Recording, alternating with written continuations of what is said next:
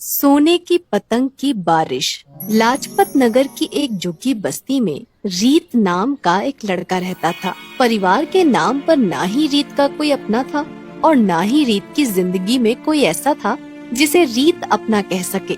यही लाजपत नगर के अनाथालय में रीत की आँख खुली थी, जहाँ उसे पाल पोस कर बड़ा किया गया। अनाथालय की चार दीवारी जब रीत से बर्दाश्त नहीं हुई तो 18 साल का होने पर रीत वहाँ से भाग आया और वहीं झुग्गी बस्ती में रहने लगा। रोजी रोटी के लिए रीत सुबह स्टेशन पर चाय और अखबार बेचता और शाम को एक ढाबे में बर्तन धोता। वैसे तो रीत को परिवार की इतनी कमी नहीं खलती थी, क्योंकि बचपन से ही अकेले रहने के कारण उसने अकेले रहना सीख लिया था। लेकिन एक परिवार और माँ बाप की कमी उसे तब खलती जब भी कोई त्योहार आता। जब एक और आसपास के सभी लोग अपने परिवार के साथ त्योहार मना रहे होते थे और मजे कर रहे होते थे, तब दूसरी ओर बेचारा रीत अपनी झुग्गी में बैठा अफसोस और गम में डूबा रहता था। उसे देखकर आसपास की झुग्गियों में रहने वालों को बहुत तरस आता था। देवा रे देवा, इस नन्ही सी जान से तो भगवान ने बचपन भी छीन लिया और आई बाबा का प्यार भी। बेचारा त्योहार में भी दूसरों की बस शक्ल ताकता रहता है। एक बार दिवाली में रीत की बगल वाली झुग्गी बस्ती में रहने वाली औरत रीत को बुलाने आई। ए रीत बाबा, यहाँ काहे मुंह फुलाए बैठा हुआ है? चल हमारे साथ चल के दिवाली मना। चल, मैं तेरे को मस्त मिठाई खिलाती है। चल चल। उस औरत के इतना कहने पर रीत उसके परिवार के साथ दिवाली मनाने चला गया।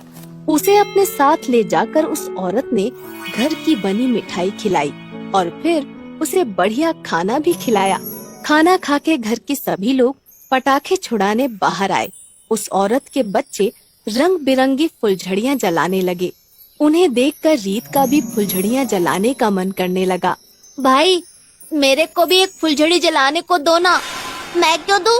मेरे बाबा मेरे छुड़ाने के लिए लाए हैं, मैं नहीं दूंगा। अच्छा भाई, अपनी वाली छुड़ाने के लिए दे दे, बस थोड़ी देर पकड़ के वापस कर दूंगा। अच्छा, थोड़ी देर के लिए तो मैं तुझे अभी देता हूँ, बस 2 मिनट में। ये कहकर रीत ने उस बच्चे से फुलझड़ी ले ली, लेकिन रीत के फुलझड़ी लेते ही वो बच्चा झूठ मूठ कर रोने लगा और सीधा अपने बाबा के पास गया। बाबा, वो छोकरे ने मेरी फुलझड़ी ले ली। उसके बाबा गुस्से में तमतमाते हुए आए और रीत से फुलझड़ी छीनकर उसे लात मार दी। साले अनाथ, तुझे हाथ क्या दिया? तू तो सिर चढ़ गया, मेरे छोकरे की फुलझड़ी छीनेगा? उस औरत का पति रीत को लातों से मारने लगा। भाऊ भाऊ, मार क्यों रहे हो? मैंने छीनी नहीं है, बस तेरे छोकरे से थोड़ी देर के लिए ली थी। आई शपथ। अच्छा, तो तू कहना चाहता है कि मेरा छोकरा झूठ बोलता है? साला एहसान फरामोश, भाग यहाँ से। आइंदा मेरी झुग्गी के आसपास भी देख गया तो साले टांगे तोड़ दूंगा, आईजी की शपथ।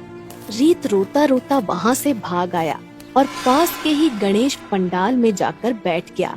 गुस्से में वो गणेश जी के सामने अपनी दास्तां सुनाने लगा। हे देवा, एक तो आई बाबा भी नहीं दिए, त्योहार में कोई साथ निभाने वाला भी नहीं दिया, ऊपर से आज एक परिवार के साथ दिवाली मनाने का मौका मिला तो तूने वो भी मुझसे छीन लिया। इतनी ही चिंता है तुझे अपने भक्तों की। रीत रोता जा रहा था और साथ ही साथ भगवान को अपनी दुख भरी कहानी बताए जा रहा था। खैर, समय बीतता गया और रीत फुटपाथ के किनारे रहने लगा। इस तरह बीतते बीतते रीत की जिंदगी में एक और त्योहार आ गया, जो था 15 अगस्त, यानी कि स्वतंत्रता दिवस। हाँ, वही दिन जिस दिन लोग घर पर बैठकर छुट्टी का मजा लेते हैं और सावन के बादलों के बीच पूरे दिन छत पर पतंग उड़ाते हैं। रीत को हमेशा से पतंग बहुत पसंद थी, लेकिन बदकिस्मती से उसके पास एक भी पतंग खरीदने के पैसे नहीं थे। वैसे ही बड़ी मुश्किल से रीत का खाने पीने का गुजारा हो पाता था, तो पतंग खरीदना तो दूर दूर तक रीत के बस में नहीं था। लेकिन इसका रीत ने एक रास्ता ढूंढ निकाला था। भले ही वो पतंग खरीद नहीं सकता था, लेकिन जो पतंग कट जाती थी उन्हें तो वो लूट ही सकता था। इसलिए रीत को अब जब भी पतंग उड़ाने का मन करता था, वो आसमान में बस कटी पतंगों की ताक में रहता। जैसे ही कोई पतंग कटती, रीत बिजली की तरह उसके पीछे दौड़ पड़ता और उससे जुड़े थोड़े से मांझे के हिस्से से ही पतंग उड़ा लेता था। एक दिन ऐसे ही आसमान में रीत को एक बहुत सुंदर हरी पतंग दिखी जो कट के हवा में लहरा रही थी। रीत को हर हाल में वो पतंग चाहिए थी। रीत दौड़ता दौड़ता उसके पीछे गया और बहुत दूर तक उसका पीछा करता गया। आखिरकार रीत ने उस पतंग को पकड़ ही लिया और उसे लेकर वापस आने लगा। तभी रास्ते में उसे 3 लोग बाइक पर दिखे जो बाइक से उतरकर उसके रास्ते में खड़े हो गए। भाऊ, रास्ते से हटने का ना, मेरे को जाने का है। अरे ओ छोकरे, चले जाना, लेकिन पहले ये पतंग तो देता जा। नहीं भाऊ, ये बेचने के लिए नहीं है, ये मैंने पकड़ी है पतंग। ए, हमारी पतंग है ये। इतना ही शौक है तो खुद की पतंग खरीद जाके। लेकिन भाऊ, पतंग तो मैंने पकड़ी है ना, तो अब ये मेरी हुई। ए छोकरे, तू ऐसे नहीं मानेगा, समझाओ रे इसको अच्छे से। ये कहकर वो लोग रीत को मार मार कर उससे पतंग छीन लेते हैं। रीत रोते रोते अपने आप को झाड़ कर उठा और दूर एक सड़क के किनारे जाकर बैठकर रोने लगा। तभी अचानक रीत के बगल में एक पतंग कटकर अपने आप गिर गई। रीत को नहीं पता था कि ये पतंग किसकी थी, क्योंकि इसमें तो डोर ही नहीं थी और ये वाली पतंग तो पहले वाली से भी सुंदर थी। सुनहरी रंग की बिल्कुल सोने की तरह पतंग, लेकिन वो पतंग बहुत भारी थी। रीत को भी ये देखकर बहुत हैरानी हुई कि इतनी भारी पतंग हवा में कैसे उड़ रही है। खैर, रीत उसे लेकर अपने सड़क किनारे के टेंट में ले गया और उसे देखने लगा। पतंग को वो देख ही रहा था कि अचानक उससे पतंग की नोक का हिस्सा टूट गया। रीत को ये देखकर हैरानी हुई कि कागज की जगह वो पतंग किसी धातु की बनी हुई थी। अरे, ये कैसी अजीब पतंग है? इसके सुनहरे रंग से तो ये सोने की लग रही है। नहीं नहीं, ऐसे ही किसी ने रंग चढ़ा दिया होगा। लेकिन एक बार इसे कल सुनार से दिखवा लेता हूँ। रीत अगले दिन वो नोक का टुकड़ा लेकर सुनार के पास गया। सुनार ने उस टुकड़े को सोने की जांच करने वाले पत्थर पर घिस कर देखा। अरे छोकरे, तेरे हाथ इतना खरा सोना कहाँ से लग गया? चोरी किया है क्या?